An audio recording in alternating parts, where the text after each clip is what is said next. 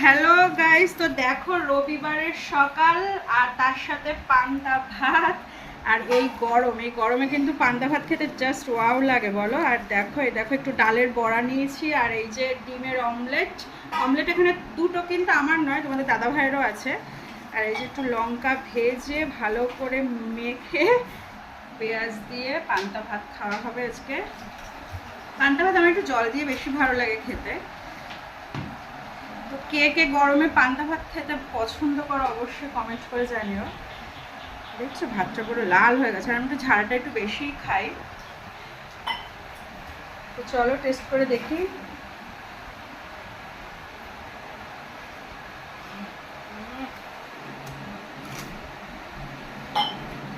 ফাটাফাটি লাগছে।